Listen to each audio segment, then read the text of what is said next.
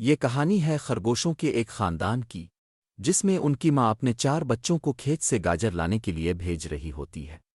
وہ اپنے بچوں کو سمجھا رہی ہوتی ہے کہ تمہارا چھوٹا بھائی بہت شرارتی ہے، اس کا خیال رکھنا تمہاری ذمہ داری ہے۔ اپنی ماں کی یہ بات سن کر تینوں بچے مایوس ہو گئے، کیونکہ ان کا چھوٹا بھائی جس کا نام گالف تھا وہ بے حد شرارتی تھا، اور باقی بچوں کے لیے دنیا کا سب سے مشکل کام تھا اپنے چھوٹے بھائی یعنی گالف کا خیال رکھنا۔ ماں نے گالف کو بھی سختی سے سمجھایا کہ کھیت میں جس کام کے لیے جا رہے ہو اس کے علاوہ وہاں کوئی دوسرا کام نہیں کرنا، لیکن گلو کو سمجھانا ایسا تھا جیسے اونٹ کو رکشے میں بٹھانا۔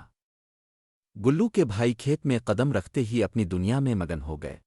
گلو نے موقع کا فائدہ اٹھاتے ہوئے سب سے پہلے وہی کام کیا جس کام کا اس کی ماں نے اسے سختی سے منع کیا تھا۔ گلو نے کسی دوسرے کے کھیت میں جانے کی کوشش کی، لیکن راستہ نہ ملنے پر گلو نے وہاں زمین کھودنا شروع کر دی، اور دیکھتے ہی دیکھتے وہاں ایک بڑا سا سوراخ کر کے وہ کسی دوسرے شخص کے کھیت میں داخل ہو گیا۔ وہاں وہ طرح طرح کی سبزیاں دیکھ کر بہت خوش ہوا، اور بنا کچھ سوچے سمجھے دوسرے کے کھیت سے سبزیاں نکال کر کھانے لگا۔ گلو کے ہاتھ جو سبزی آئی گلو نے وہ توڑ کر کھانا شروع کر دی۔ وہ نہیں جانتا تھا کہ اگر مالک نے اسے دیکھ لیا تو اس کے لیے اپنی جان بچانا مشکل ہو جائے گی، اور پھر وہی ہوا جس کا ڈر تھا۔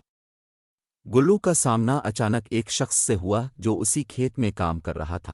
گلو کو کھیت میں دیکھ کر اس شخص کو اتنا غصہ آیا کہ اس کا بس نہیں چل رہا تھا کہ تو وہ آج گلو کو ختم کر دے گا یا اپنے آپ کو۔ جیسے ہی وہ آدمی گلو کو پکڑنے کے لیے گلو کے پیچھے بھاگا تو گلو اپنے بھائیوں کو آواز دیتا ہوا آگے آگے بھاگ رہا تھا، لیکن گلو کے بھائی تو کھیت کے باہر مزے کر رہے تھے اور گلو کھیت کے اندر۔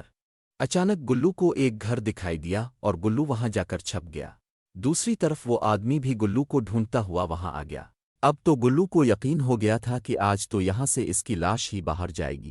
وہ آدمی گلو کو یہاں وہاں ڈھونڈتا رہا، پھر اچانک اسے ایک آواز محسوس ہوئی۔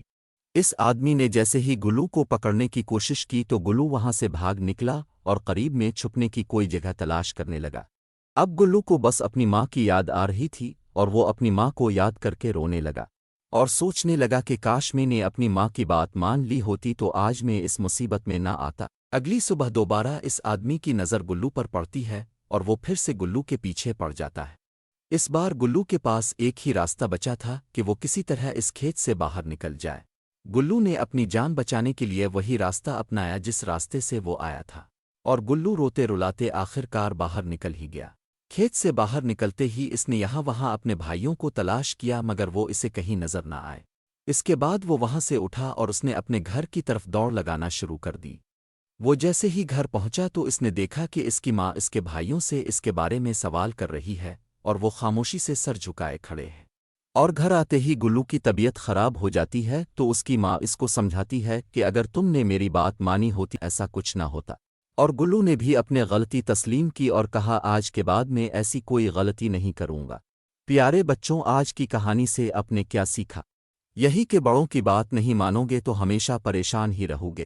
اگر آپ کو گلو کی یہ کہانی اچھی لگی تو ویڈیو کو لائک ضرور کریں۔ شکریہ۔